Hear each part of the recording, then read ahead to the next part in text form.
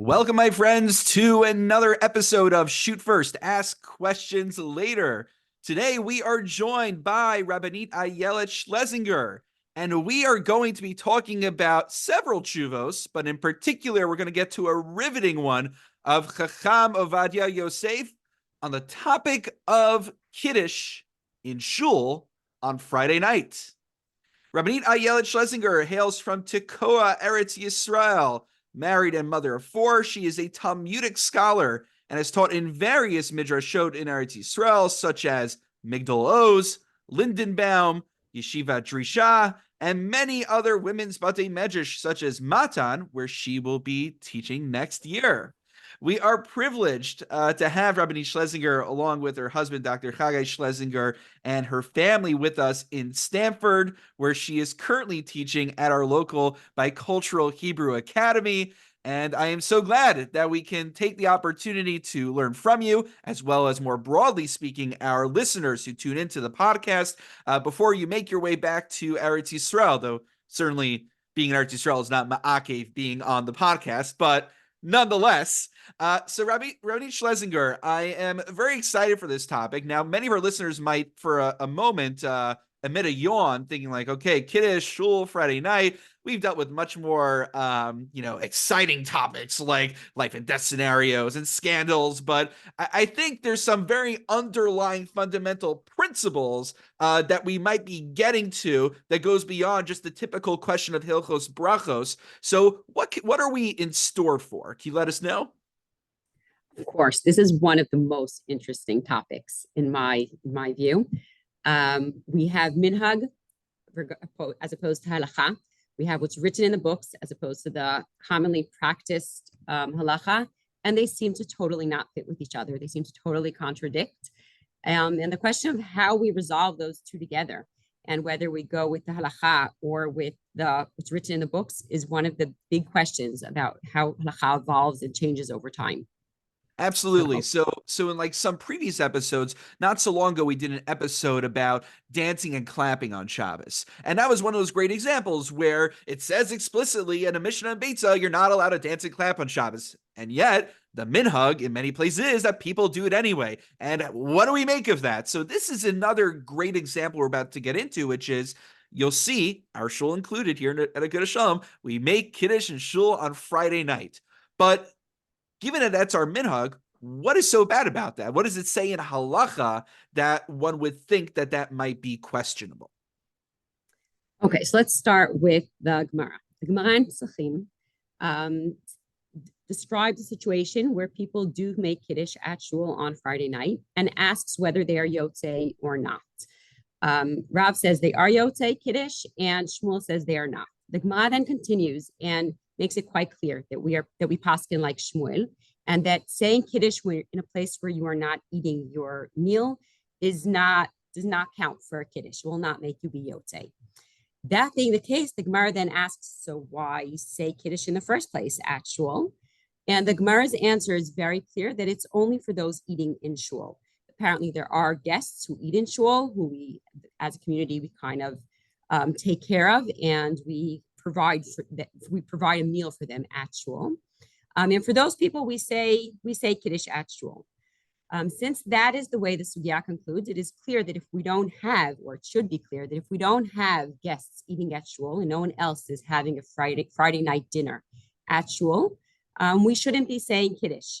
Saying Kiddush would be also a bracha levatala, right? Because it's not a real Kiddush. It doesn't really make us be yotzei of Kiddush. It would also present another halachic difficulty of, since it's not considered Kiddush, so drinking the wine of the Kiddush would be actually drinking before you actually make a real Kiddush. Therefore, drinking that Kiddush is really problematic, which is why nowadays the minhag is usually to give it to a child, because an adult is not allowed to drink that wine because they aren't really yotzei Kiddush. They are not a which I know several of your kids have helped us with that in the past. Yes, my kids love that part of shul, going and drinking the wine. But it's really forbidden for an adult to drink that wine, since we didn't really make a real Kiddush. All we did was say a bracha levatala, And then we're not allowed to drink this wine. So in order to not make it be too brachot levatalav, also saying borei pregafen without drinking. So we give it to a kid, kind of giving this kid a vera to drink, right? Drinking before Kiddush. That's essentially what we're doing every week in shul, which is extremely surprising. Why do it? If there are no guests eating in shul, let's cancel Kiddush and everyone will have Kiddush at their homes. Which Right, which we're doing anyway. We're doing that at home anyway. So what are we gaining by doing it at shul, given the fact that most shuls, unless there's a special Friday night program, aren't hosting meals there? So it seems pretty open and shut, like you said. Kiddush has to be b'makom sud. It has to be where you're having the meal. There's no meal generally happening on Friday night. So we have an issue of a bracha levatala that the person or the rabbi or the gabbai, whoever's making the bracha there, that's one issue. And then the issue of drinking the wine before you are actually allowed to consume anything because you haven't made a bona fide Kiddush. And we say, well, better the kid sins than the adult sins, which that doesn't sound like great chinuch either. Definitely one of the more surprising things to do. And being that I grew up in Israel, I actually never saw it for the first time, only when I came to Stanford this year. I've never seen Kiddush being done on a Friday night. It's not a thing in Eretz Yisrael In Eretz Yisrael, it is not done anywhere. The first time I saw it was when I came to Stanford this year. The first time I heard about it was when I learned the sugya for the first time. That was the first time I even knew that it was practiced in the rest of the world. I have to say, we do have a lot of unique things here in Stanford, but this is actually not one of the things that's unique to us. Many shuls, my Young Israel shul, which is there's a lot of Young Israels here in America, so that's a typical thing. Many shuls, I can't speak about the rest of the world, but certainly in the northeast, I think everywhere of America, it exists. I think it's all over the world. I think Israel is unique in not having it done. And right, the Shulchan Aruch says that in Israel it's not done, but he knows that it's done around in the rest of the world. I think that's the general way it's practiced, and therefore it makes this really a very, very interesting topic. Now, the truth is that this minhag of saying Kiddush at shul is not something new. We find it already from the time of the Geonim, and the Geonim themselves were trying to understand why it is we're doing this, being that we don't have guests in shul. And we find the most peculiar answers, like it's important for refuah. It's important because when you run, you ruin your eyesight. And when you run to shul on Erev Shabbos, you will ruin your eyesight, and that comes back to you. The refuah for that is when you drink the wine at shul. And the truth is, you don't even have to really drink it. It's enough to just say the Kiddush and touch the wine, put it next to your eyes, put it on your pockets, put it in different places, and that will do the refuah. That's what Rabbanit Schlesinger says about this Kiddush. The people do for Havdalah, though. You do see that for Havdalah.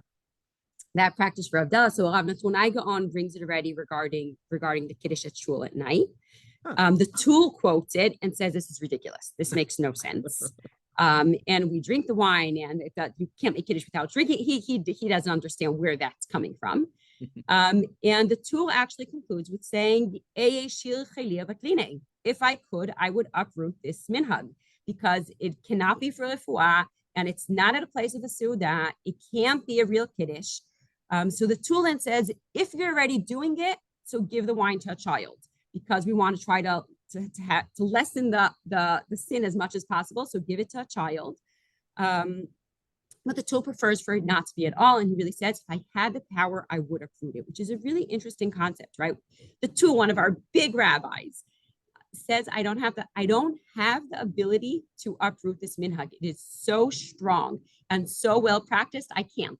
I have to tell you, this has been something in the back of my mind for a while, either a sheer series or an article that I want to put together on the topic of rabbinic defeatism. Every time that phrase, Yasher Chaliavat Line, is invoked, it comes up, I think, in Prosbol in the Gemara, and then you look at much of the subsequent literature. I think Rav Yaakov Emden tried to abolish Misha Berachs on Shabbos. He invokes that again. And even when that phrase is not used, we had a previous episode on the Rush, who tried to change the minhag for V'sein Tal U'Matar and Mashiv Haruach following Pesach, extended to Shavuos, and he said no one was going to listen to him. And, so many of these Rabbanim, we see them in hindsight as consensus. Everyone would bow down to anything that they said, and the truth is, you look and they couldn't necessarily control what was happening in their very own communities. Yeah. Although I don't know if they can't control anything or certain things are just so embedded and so well practiced that they broadly practice that they can't uproot. But it really is an interesting topic. I'd be happy to join you for another episode on that some other time. God willing, God Um, willing. Praise So God. anyway, it sounds like we need what we call a limud schus. We need to, or limud say it in Israeli for us. Limud zchut. There you go. So that we're not going to get from Yachin U'Boaz. Yachin U'Boaz lives in Algiers. He's from the family of one of the descendants of the Rashbetz. I'm not sure, Tashbetz. I'm not sure whether he's his son or grandson or nephew. He's definitely part of that family. There were a bunch of rabbis in that family of the Tashbetz. We're talking about Algiers.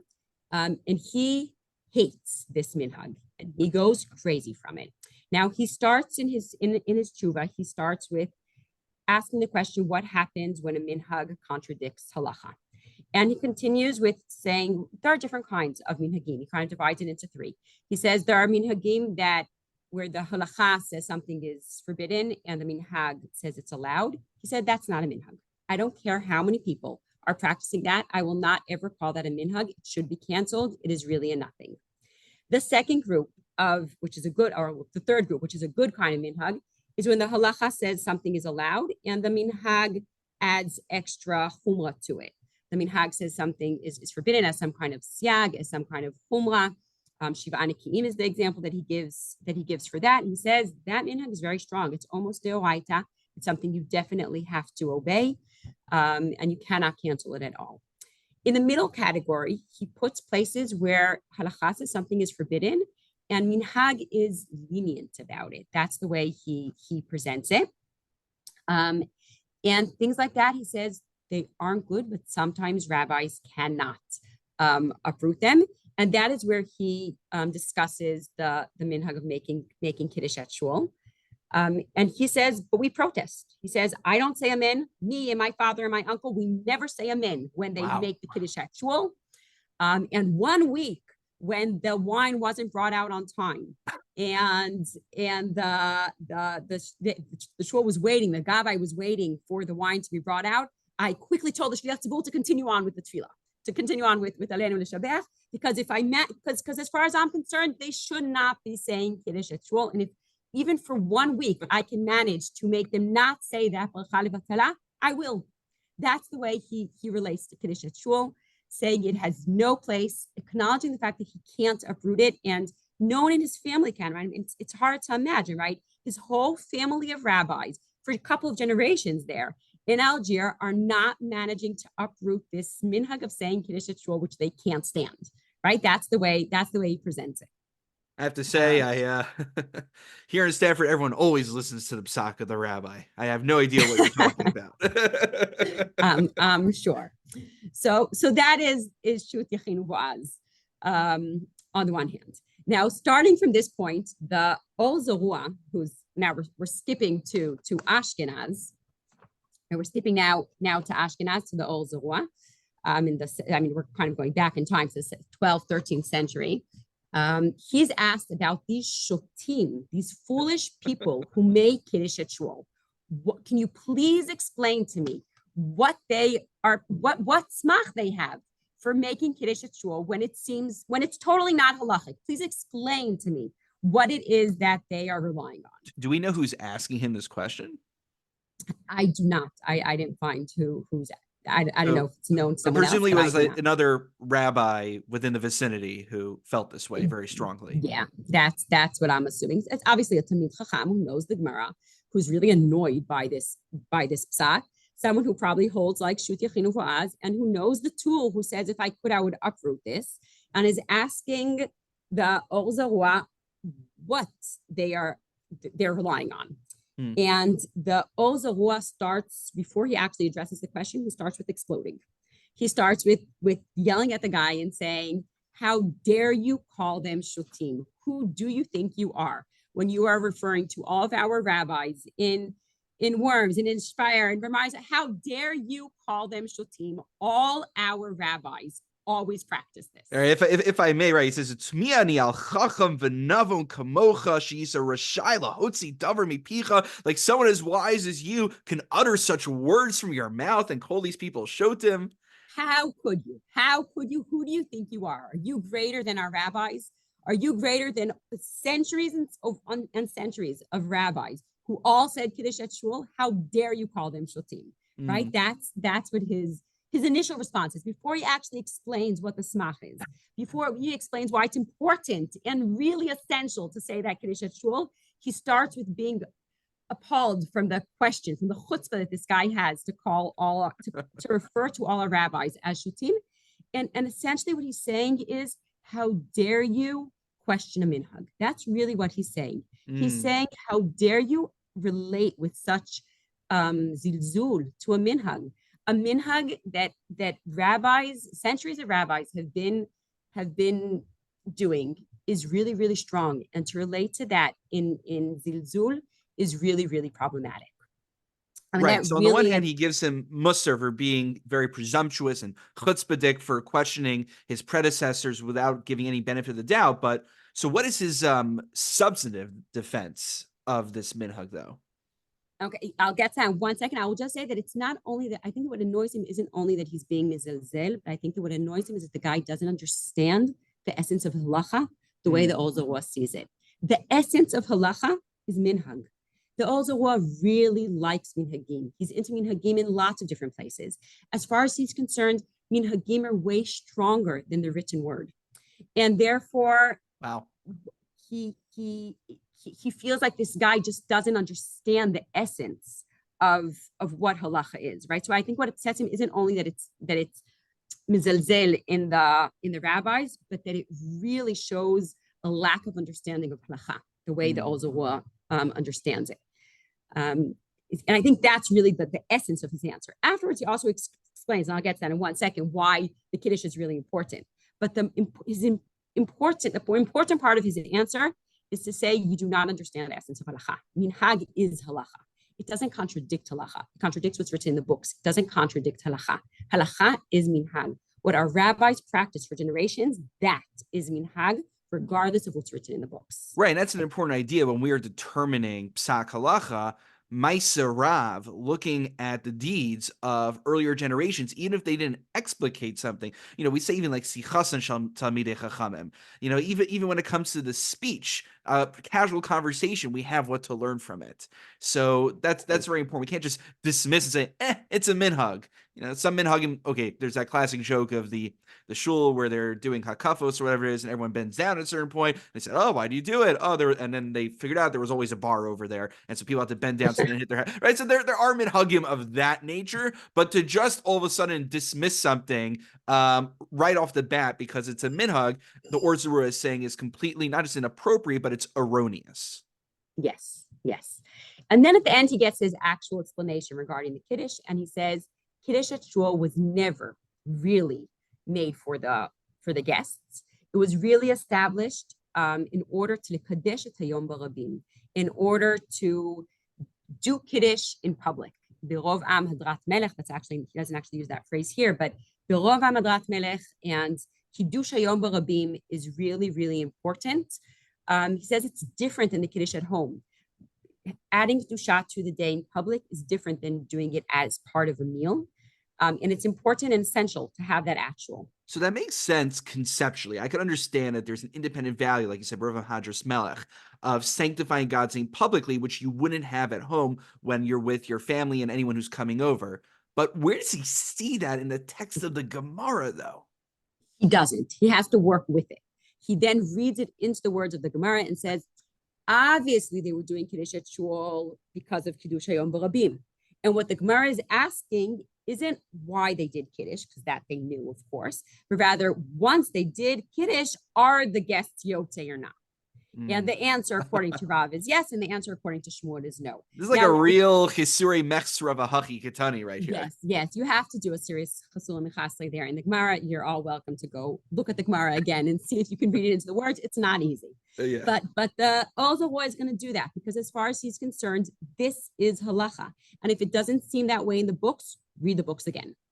That's really the way he's putting it.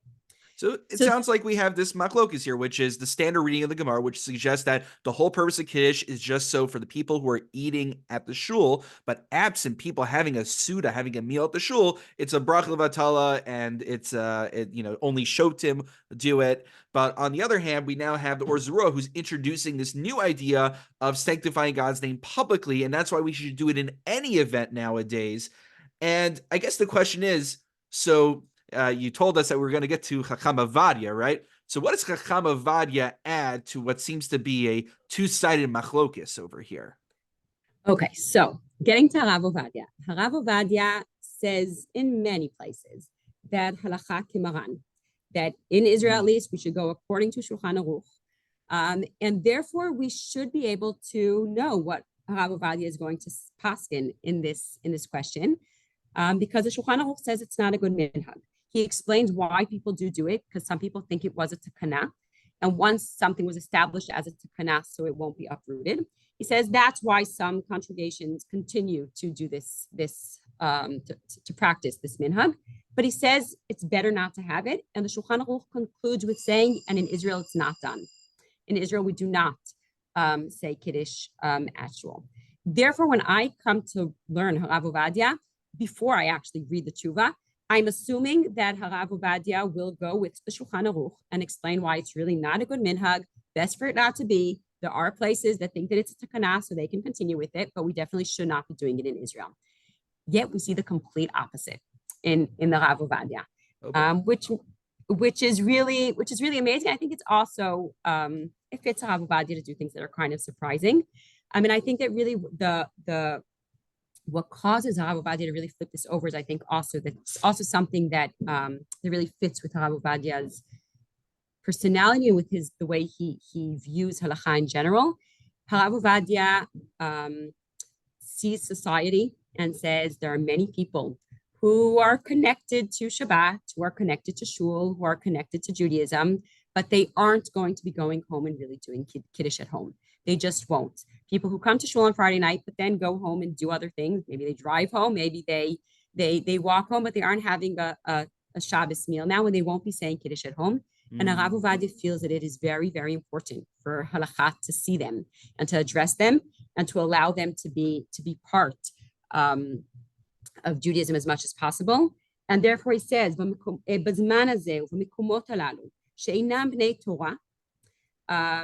therefore there are a lot of people who aren't saying Kiddush at home, either mirov chisaron yedi'ah, right? Because they just don't even know it.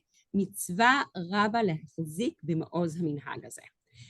That's the way Harav Ovadia starts his tshuva. He says it is really a big mitzvah to hold on to this minhag. Later on, he's going to even say, establish it even if it's not a minhag in your place. He'll even get to that extent. But he really thinks that this is an important thing to do. And from here on, he then continues in about 28 sifim. He continues on in a long tshuva to explain why it is totally A, necessary to do it, B, why it's halachic to do it. And he then really shoots in all directions, trying to establish this minhag. I like the connection that he makes. It jumped to my mind, and like Baruch Shekivanti, the connection to lighting the menorah in shul during Hanukkah. And there's actually a very similar kind of discussion over there as well. Like, what's the point if you're lighting at home? So the idea of sanctifying publicly. And then also for the traveler who might not have a home to light at, he might not have a chovas hadar, but nonetheless, lighting in shul enables him to participate in that. So I was very gratified when I saw him starting to make that connection. Connect that. So that he does really when he refers to the Ol Zarua and doing it in shul in public, then he also brings up the Shut Min Hashamayim, which is also unbelievable. In other places, Harav Ovadia comes out against Shut Min Hashamayim and says we don't learn halacha from the Shamayim, and that book means absolutely nothing. Yet here it fits his idea, so he's happy to bring it in as well and quote the Birov Amadrat Melech from Shut Min Hashamayim that he's okay with here. That the truth is, I think that the more important part of structuring his Tana is actually based on Rabbeinu Yonah. Because he starts with saying Rabbeinu Yonah makes a difference between the Deoraita level and the Rabbanan level. And he says, according on the Deoraita level, on the more basic Deoraita level, you will be Yote with Kiddush at Shul. The Rabbanan level you won't be Yotze on. So he says, obviously, you should be saying Kiddush at Shul in order to be Yotze also the Rabbanan level. But in order for his entire Tana to work, he has to say that saying Kiddush at Shul actually means something, right? That it actually does something. So he says, yes, it won't make you be Yotze Midrabanan, but on a Deoraita level, it will make you be Yotze. That is based on the way he reads Rabbeinu Yonah. Not exactly what Rabbeinu Yonah says, but he works with Rabbeinu Yonah and manages to throw a few other people in there as well to try to build up that idea of being Yotze Deoraita. Mm-hmm. Then he moves on really to talk about the Zarua's idea on the Shut Min HaShamayim, saying it is Kiddush Hayom Barabim, and that's an important thing. Then he moves on and says, Takana b'mkuma umedet. Once it became a takana, you just can't uproot it. He says, if you look at Chazarat HaShatz initially was established for those who don't know how to daven. Now everyone knows how to daven. It's not really necessary, but he's relating to it. Not everyone relates to it that way as a takana. And once a takana was established of Chazarat HaShatz, so nowadays, even though it's not necessary at all, we do it because takana b'mkuma umedet. Right, we're stuck with it. That's just halachic formality. That's how it works. Until one day maybe Mashiach comes and some Sanhedrin revokes it. But for the time being, that's what we have. Right. So he throws that in as well. He's shooting here in all directions in order to try to establish this minhag, which is really unbelievable. And at some point, he actually addresses the fact that the Shulchan Aruch says that you shouldn't. And what he ends up saying regarding that is that the Shulchan Aruch raises safek. He raises safek whether it's a good idea to do it or not. But safek b'chot le'akel. Safek b'chot le'akel, he kind of flips that away how you understand safek b'chot le'akel, not meaning so don't say the bracha, but rather saying, let's le'akel and lachzik minhag. Right? Wow. That's what he says. That is quite a drasha right there. It really, really is. It's an unbelievable tshuva. Usually you play it safe by not saying the bracha. He's saying play it safe by invoking God's name and making the bracha, nonetheless. Yeah. Kaimalan de af b'safek brachot, az linan batar minhag. We have a safek brachot, but az linan batar minhag, v'kevan shenahagu, ein leshanot mipnei hamachloket. That's the way he relates to that issue. Remarkable. It is. It's really remarkable. Rav Ovadia is also remarkable the way he just uses halacha as though it's clay in his hands, and he just manages to play with it and restructure it and build the most beautiful things out of this clay. It's really amazing. It's real art reading Rav Ovadia here. And then he really drives it home in the next line right there about. Go on. Well, I want to give you the honor of saying it. About we had that question about, so you're going to drink, you're going to give the wine maybe to a kid or something, so that way you don't have an issue. But then he, again, turns things on its head, right? So then he'll flip down his head and say, you know what? Instead of it being a sin giving to a kid, just drink a v'it. If you drink enough wine, so that can actually be your suda.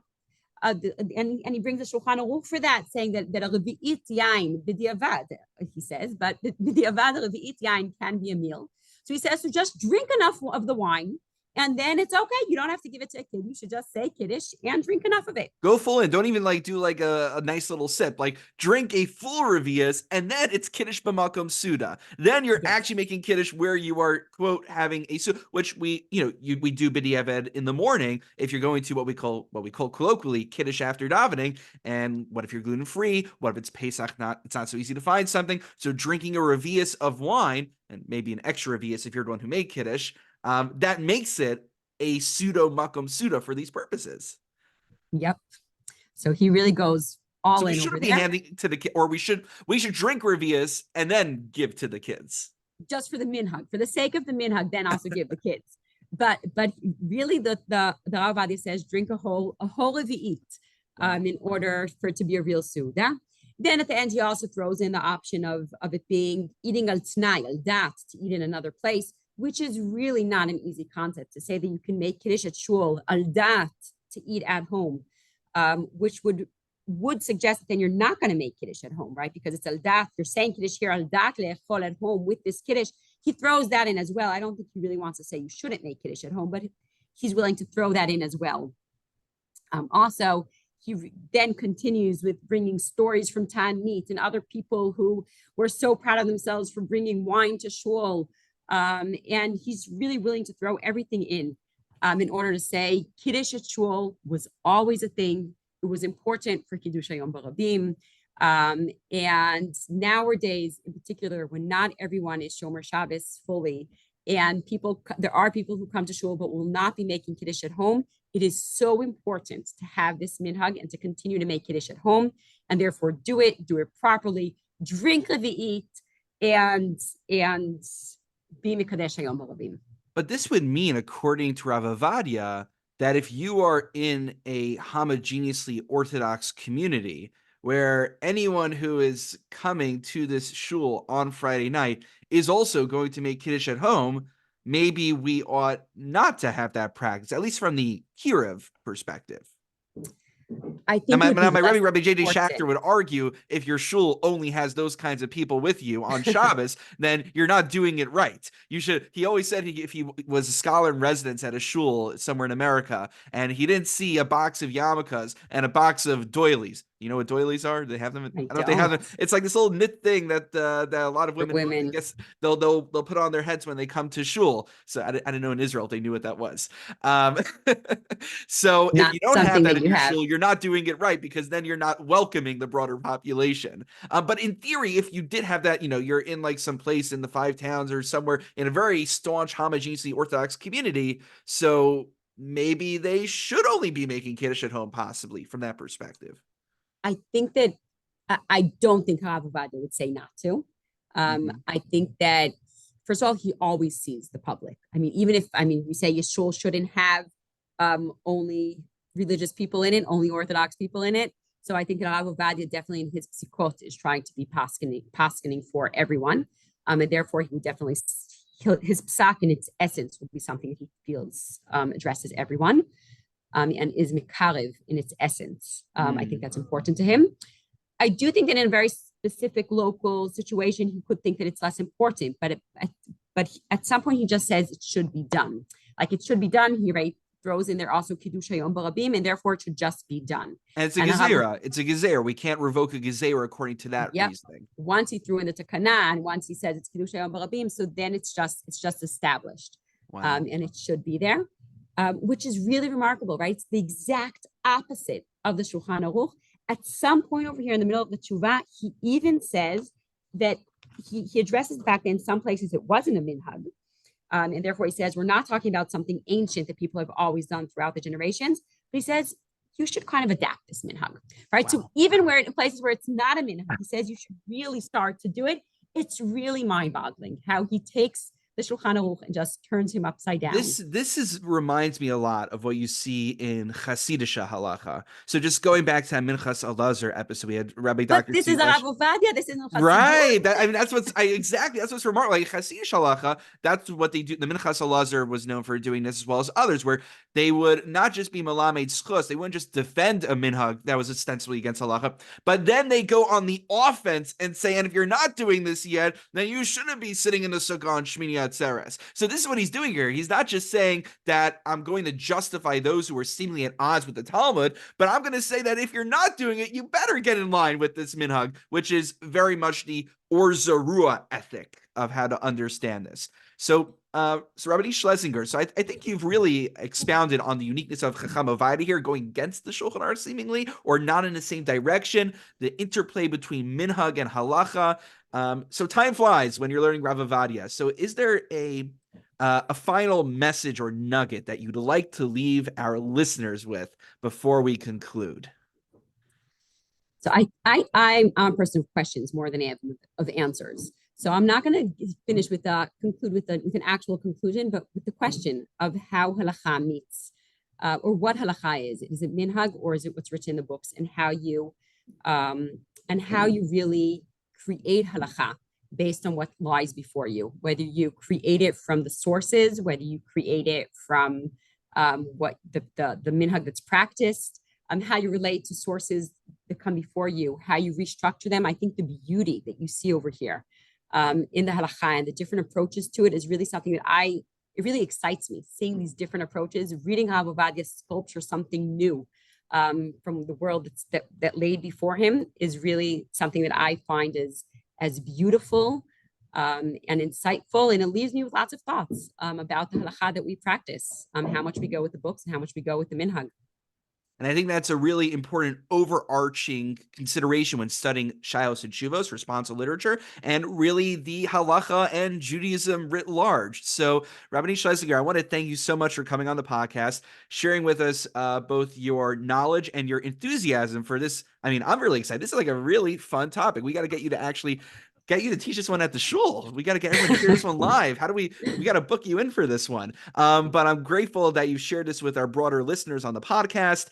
And God willing, this should be the first of many times that we benefit from your Torah. So wishing you much hatzlacha, and we'll get as much of it out as we can while you're still here in Stanford, and wishing much hatzlacha as you make the transition back to Eretz Yisrael, Mirza Hashem.